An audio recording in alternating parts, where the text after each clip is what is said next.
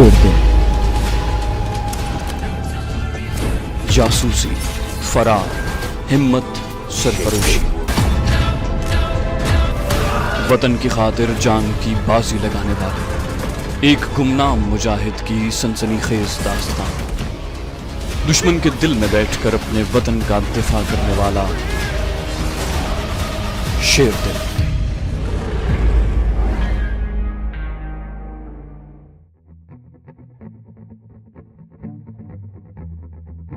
मैं बंबई पहली बार जा रहा था। ये बड़ा लंबा सफर था। रास्ते में इंडिया के कई बड़े शहर आए, जबानें बदलती रहीं, लिबास बदलते रहे। आखिर बंबई का स्टेशन भी आ गया। मालूम हुआ कि बंबई के दो बड़े स्टेशन हैं जो टर्मिनल हैं, यानी वहां से आगे गाड़ी नहीं जाती। एक स्टेशन का नाम बोरी बंदर था और दूसरे का नाम बॉम्बे सेंट्रल था। फ्रंटियर मेल बॉम्बे सेंट्रल के स्टेशन पर जाकर रुकी। शिवसेना के हेड ऑफिस का एड्रेस मैंने जयदेव से बातों बातों में मालूम कर लिया था, वरना वो तो यही समझता कि मुझे ये एड्रेस पहले से मालूम है। तजुर्बाकार, तरबियत याफ्ता और सीनियर भारतीय दहशतगर्द धर्मचंद कई बार बंबई जा चुका था और मैं धर्मचंद के रूप में था। वहां पहुंचते ही मुझे एक खुशखबरी सुनने को मिली। ये मेरे लिए खुशखबरी और शिवसेना के लीडर बालाजी और बाल ठाकुरे के लिए बुरी खबर थी। खुशखबरी ये थी कि पाकिस्तानी पुलिस ने मेरी इत्तला पर सिंध और पंजाब के दरमियानी जंगल में छापा मारकर तीनों भारतीय दहशतगर्दों को गिरफ्तार कर लिया था। इस खुशखबरी का इंकिशाफ मुझ पर उस वक्त हुआ जब मैं शिवसेना के हेड ऑफिस के सेक्रेटरी लाल जी से मिला। लाल जी भी मरहट्टा था और उसके मिलने का अंदाज से मालूम हुआ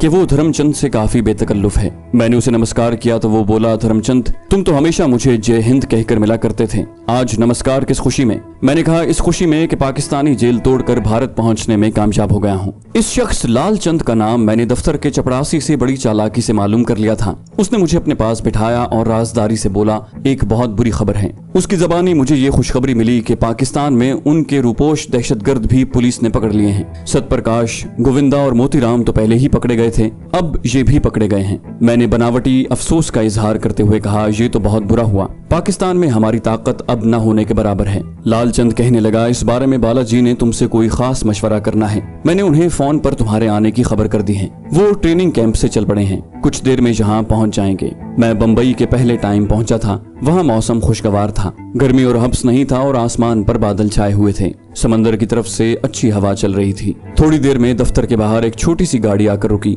चपरासी ने दौड़कर दरवाजा खोल दिया। अंदर से एक गहरे सांवले रंग का, एक गहरे बदन का आदमी बाहर निकला। उसने गेरुए रंग का खद्दर का कुर्ता पाजामा पहन रखा था, पाँव में पूना की चप्पल थी, गले में जाफरानी पटका डाला हुआ था, माथे पर सुर्ख रंग का गोल तिलक था। मैं भी लालचंद के साथ उसके स्वागत को बढ़ा। ये बालाजी था। उसने कांधे पर जाफरानी पटका दुरुस्त करते हुए मेरी तरफ गौर से देखा और कहा, धर्मचंद कब आए हो? मैंने कहा, जी थोड़ी देर पहले पहुंचा हूँ। बोला, तुम्हारी आवाज क्यों बदल गई है? मैंने कहा, पाकिस्तानी पुलिस ने कुछ पिला दिया था, तब से खराब हो गई। वो बोला, मेरे साथ ऊपर आ जाओ। लालचंद, तुम नीचे ऑफिस में ही रहना, मेरे कोई फोन आए तो कह देना कि मैं काम कर रहा हूँ। ठाकुरे जी का फोन आए तो मुझे ऊपर दे देना। आओ धर्मचंद। बालाजी मुझे ऊपर कमरे में ले गया। ये कमरा बड़ा सजा हुआ था, कीमती चीजें थी। सोफों पर जाफरानी रंग की गद्दियां थी। दीवार पर गांधी और नेहरू की फ्रेम की हुई तस्वीरों के दरमियान बाल ठाकुरे की तस्वीर लगी थी। कोने में शिवाजी मरहट्टे का घोड़े वाला बुत यहाँ भी रखा हुआ था। वो मेरे सामने सोफे पर बाजू फैलाकर बैठ गया। खद्दर पोश नौकर गाड़ी में से बालाजी के सिगारों वाला डिब्बा लेकर आ गया।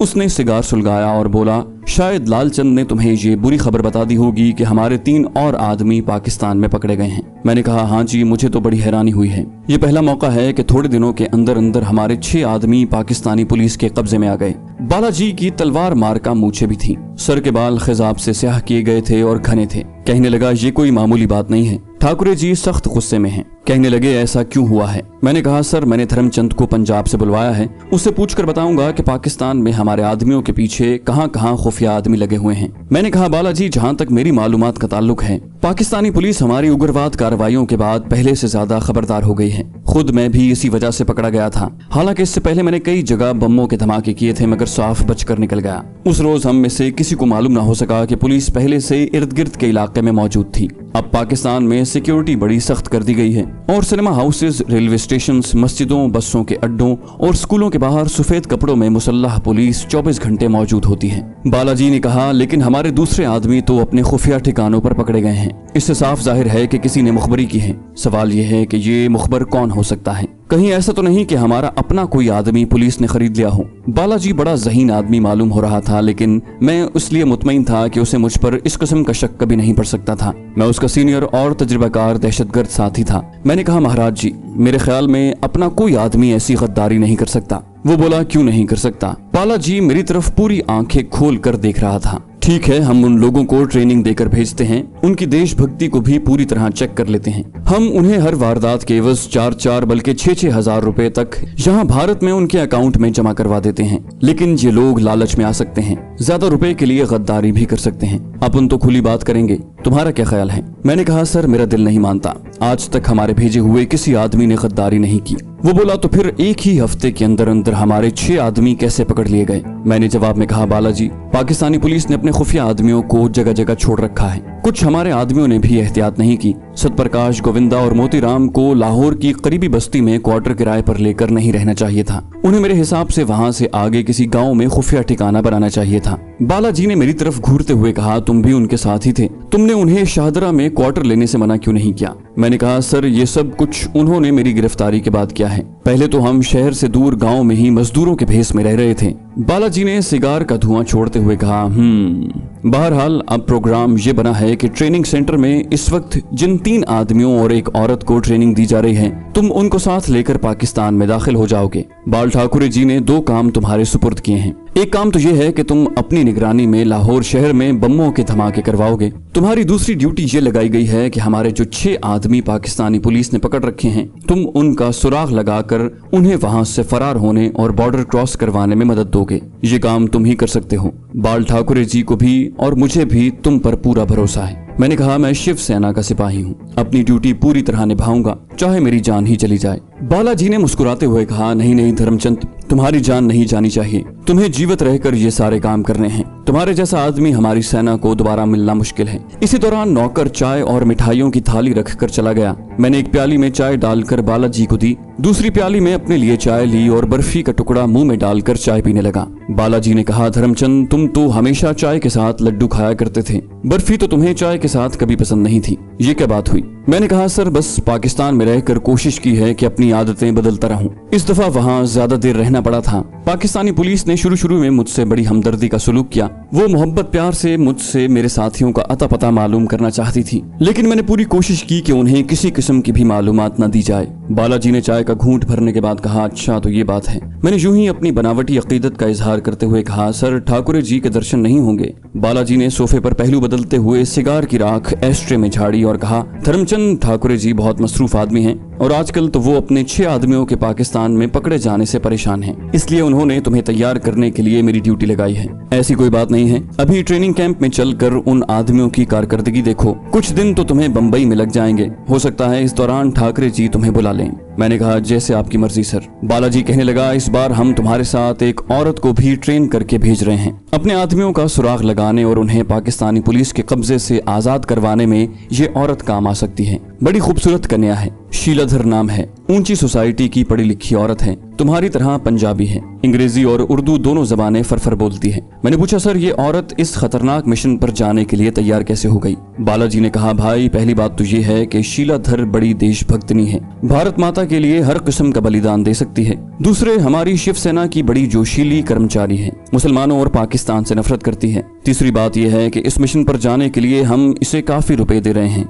शराब सिगरेट भी बेधड़क पी लेती है और वक्त पड़ने पर सब कुछ कर लेती है। तुम उससे मिलकर जरूर खुश हो जाओगे। मैंने दिल में कहा कि ये औरत तो पाकिस्तान से वापस नहीं आएगी। ऊपर से कहा, मैं जरूर मिलूंगा बालाजी। वो बोला, दोपहर को खाना खाकर ट्रेनिंग सेंटर की तरफ चल पड़ेंगे, तुम अब नीचे अपने कमरे में जाकर आराम करो। मैं बालाजी को प्रणाम करके नीचे आ गया। मुझे ये मालूम नहीं था कि नीचे मेरा यानी धर्मचंद का कमरा कहाँ पर है। मैं नीचे शिवसेना के ऑफिस में आकर ऑफिस सेक्रेटरी लालचंद के पास बैठ गया। उसने पूछा, तुम्हारा मामला तय हो गया क्या? मैंने कहा, बिल्कुल तय हो गया है। ना उसने पूछा कि अगला मंसूबा क्या बना है और ना मैंने उसे कुछ बताया। ये मुझे इल्म हो चुका था कि यहाँ हर मंसूबे को खुफिया रखा जाता है और इस बारे में किसी से कोई बात नहीं की जाती। तीसरे पहर शिवसेना के मरहट्टा लीडर बालाजी ने मुझे साथ लिया और हम उस मकाम की तरफ रवाना हो गए जहाँ भारतीय दहशतगर्दों को ट्रेनिंग दी जाती थी। ये जगह बम्बई के जुनूब में टीलों के दरमियान वाक़ थी। मैंने रास्ते में बालाजी से ये पूछने की बिल्कुल गलती न की कि ट्रेनिंग सेंटर किस जगह पर है या कितनी दूर है, क्योंकि असली धर्मचंद इस ट्रेनिंग सेंटर में आता जाता रहा था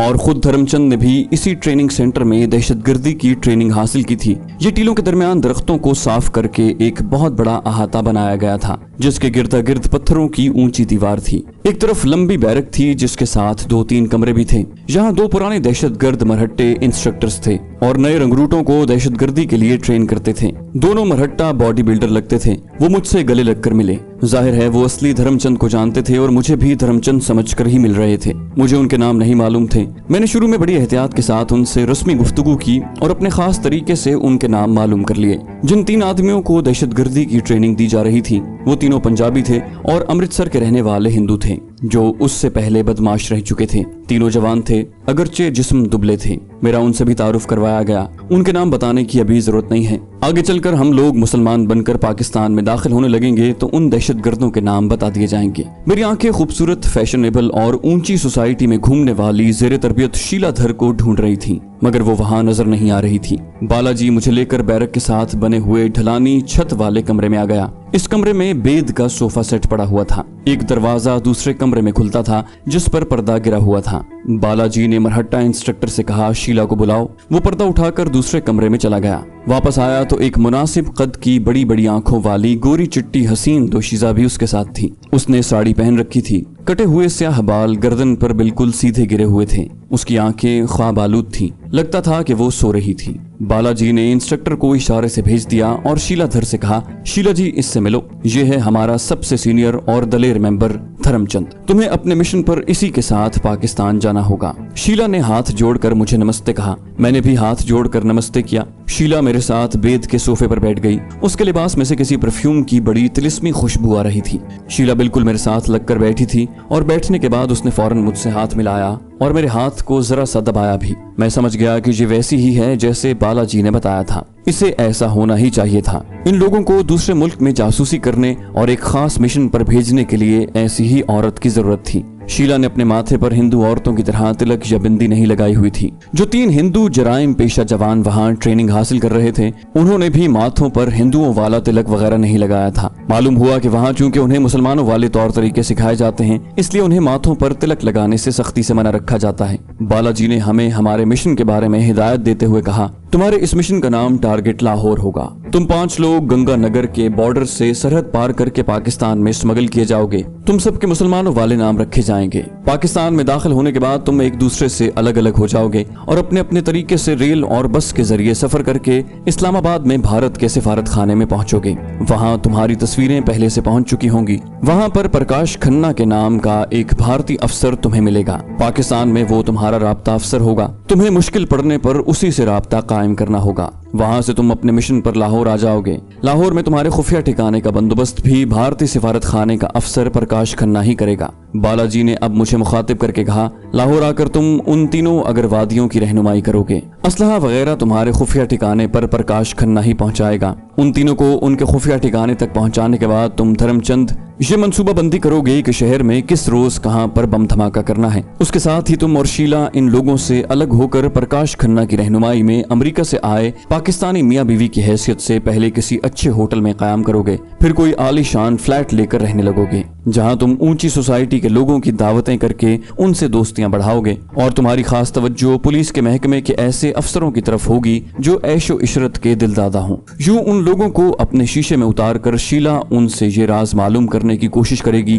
कि हमारे गिरफ्तार शुदा भारतीय दहशतगर्दों को पुलिस ने किस जगह रखा हुआ है। उसके बाद ये फैसला तुम लोग खुद करोगे कि तुम्हें अपने इंडियन दहशतगर्दों को वहां से किस तरह फरार करवाना होगा। मेरा ख्याल है कि धर्मचंद और शीला तुम दोनों मामले की तह तक पहुंच गए होगे। मैंने इस बात में सर हिलाया और शीला ने मुस्कुराते हुए कहा, मैं समझ गई हूँ श्रीमान जी। बालाजी ने उसे डांट कर कहा, खबरदार श्रीमान जी नहीं, मुझे हुजूर कहो। तुमको इस किस्म के सारे लफ्ज भुला देने होंगे। फिर से फिक्रा बोलो। शीला एकदम संजीदा हो गई, कहने लगी, मैं समझ गई हुजूर। वो बोला, ठीक है। शाम को मैं और बालाजी बम्बई वापस आ गए। रात को खाना खाने से पहले बालाजी ने बियर की बोतलें मंगवा ली। एक गिलास मेरे सामने रख दिया। मैंने कहा, सर आज पीने को दिल नहीं मानता, तबीयत खराब सी है। बालाजी ने बियर मेरे ग्लास में उंडेलते हुए कहा, धर्मचंद तुम तो बियर बड़े शौक से पीते हो। पिछली बार याद है तुम बीमार थे मगर फिर भी बियर की 2 बोतलें चढ़ा गए थे। और फिर तुम्हें तो मालूम ही है कि बाल ठाकुरे जी शाम को बियर जरूर पीते हैं। ये तो सारे भारत के लोग जानते हैं कि बाल ठाकुरे जी खुद भी कई बार अखबार वालों को कह चुके हैं कि मैं शाम को थोड़ी सी बियर जरूर पीता हूँ। चलो शाबाश, उठाओ ग्लास। ये मेरी मजबूरी थी। मैंने बालाजी के ग्लास के साथ ग्लास टकराकर उसका एक घूंट पिया और ग्लास मेज पर रख दिया। बालाजी आधा ग्लास गटागट पी गया और सिगार सुलगाकर उसके 2-3 कश लगाकर कहने लगा, कहो शीला कैसी लड़की है, पसंद आई? मैंने कहा इस मिशन के लिए सूट करती है मगर मुझे बड़बोली लगती है। बालाजी ने जवाब दिया, ये तुम्हें सिर्फ ऐसी लगती है, असल में ऐसी नहीं है। पूरा दरिया पीकर होंठ खुश्क रखने वाली औरत है। तुम्हें फौरन मालूम हो जाएगा। ये पाकिस्तान में तुम्हारी बीवी बनकर तुम्हारे साथ रहेगी। तुम भी इसे अपनी पत्नी ही समझना। झिझकने की जरूरत नहीं है। अगर झिझकते रहे तो तुम पाकिस्तान में मियाँ बीवी का सही किरदार अदा नहीं कर सकोगे। तुम मेरा पॉइंट समझ गए हो ना? मैंने कहा, जी हाँ सर, मैं बिल्कुल समझ गया हूँ। बालाजी ने खुश होकर कहा, धर्मचंद तुम्हारा बोलने का अंदाज बिल्कुल मुसलमानों वाला हो गया है। पहले तो तुम हिंदी के बड़े अल्फाज बोला करते थे, अब बड़ी असली उर्दू बोलने लगे हो। मैंने फौरन जवाब दिया, सर एक तो ये हमारी ड्यूटी है कि हम बेहतर से बेहतर उर्दू बोलें, और दूसरी बात यह है कि इस दफा काफी दिनों तक पाकिस्तान में पुलिस का मेहमान रहा हूँ। वहाँ रहकर उर्दू बोलने की मजीद आदत पड़ गई है।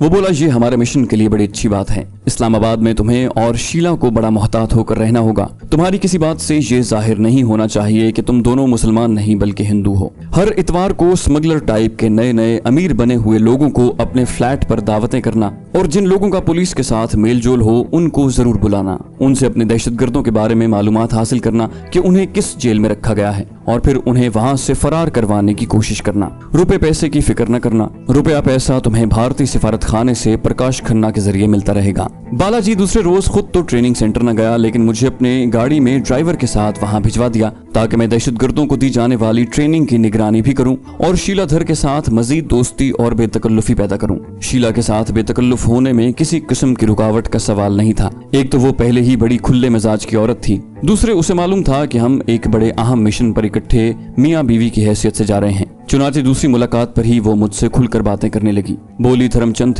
तुम विस्की शौक से पीते हो या वाइन? मैं तो वाइन शौक से पीती हूँ। मैंने कह दिया कि मैं सिर्फ कभी कभी दावतों में थोड़ी सी बियर पी लेता हूँ। ये भी इसलिए कहना पड़ा कि मुझे मालूम था कि मुझे आगे चलकर दावतों में थोड़ी बहुत बियर जरूर पीनी पड़ेगी। उस रोज दिन में थोड़ी देर के लिए बारिश भी हुई। बारिश के दौरान हम बैरक के बरामदे में बैठकर गोवा की ब्लैक कॉफी पीते और बातें करते रहे। मैंने उसे बताया कि मेरी पत्नी का नाम बिमला है, बड़ी सीधी सादी देहाती औरत है। मैं ज्यादातर बाहर ही रहता हूँ क्योंकि मेरे काम की नौयत ही ऐसी है। शीला कहने लगी, मैंने शादी नहीं की, मैं शादी को पसंद नहीं करती। मैं आजादी की कायल हूँ लेकिन अपनी पसंद का बहुत ख्याल रखती हूँ। मैंने पूछा, क्या तुम कभी पाकिस्तान गई हो? शीला ने बड़ी तजस्सुस आमेज निगाहों से मेरी तरफ देखते हुए कहा, मैं सिर्फ एक बार पाकिस्तान गई थी, वो भी सिर्फ कराची से होकर वापस आ गई थी, लाहौर नहीं जा सकी। मेरे पिताजी और माताजी लाहौर के शरणार्थी थे और अमृतसर आकर आबाद हो गए थे। वो लाहौर को बहुत याद किया करते थे। माताजी तो अपने लाहौर वाले मकान को याद करके बहुत रोया करती थी। तुमने लाहौर जरूर देखा होगा। मैंने जवाब दिया, मैं कई बार लाहौर में धमाके करने जा चुका हूँ। इस बार तुम्हारे साथ लाहौर की थोड़ी बहुत सैर जरूर करूंगा, मगर हमें बड़ा मोहतात होकर रहना पड़ेगा क्योंकि लाहौर में खुफिया पुलिस अलर्ट हो चुकी है। बारिश कोई आधे घंटे बाद रुक गई। इलाका पहाड़ी था, वहाँ पानी कहीं भी खड़ा नहीं होता था। इस ट्रेनिंग सेंटर में 10 रोज तक ट्रेनिंग कोर्स जारी रहा। उसके बाद हम बंबई आ गए। तीनों भारतीय दहशतगर्दों को शिवसेना के हेड ऑफिस में ठहराया गया और मैं और शीला बालाजी की कोठी के गेस्ट हाउस में आ गए। यहाँ हमें अलग अलग कमरा दिया गया था। बालाजी ने कहा, तुम अभी मियाँ बीवी नहीं हो, इसलिए यहाँ बंबई में अलग अलग कमरों में रहोगे। पाकिस्तान जाने के बाद तुम मियाँ बीवी बन जाओगे, वहाँ बेशक जैसे चाहो रहना। इस दौरान मेरे और शीला के दरमियान मजीद बेतकल्लुफी पैदा हो गई। मैंने देखा कि शीला पढ़ी लिखी खातून थी और बड़ी शुगुफ्ता बातें करती थी और उसे दुनिया की सियासत और अंग्रेजी लिटरेचर से भी काफी वाकफियत थी। बंबई का मेट्रो सिनेमा बंबई की मशहूर इमारत गेटवे ऑफ इंडिया के बिल्कुल सामने सड़क पर वाक़ है। एक रोज मैं और शीला वहाँ दोपहर का शो देखने चले गए। कोई अंग्रेजी फिल्म थी। फिल्म के दौरान शीला ने मेरा हाथ अपने हाथ में रखा। शीला ने बीवी की अदाकारी करनी शुरू कर दी थी, शायद इसीलिए वो इसकी रिहर्सल कर रही थी। ट्रेनिंग सेंटर से वापस आने के बाद हम 3 दिन बंबई में रहे। उसके बाद एक रात खामोशी से हमारी पार्टी अलग अलग होकर बोरी बंदर के स्टेशन से एक ट्रेन में सवार हुई और हमें राजस्थान के शहर जोधपुर पहुंचा दिया गया।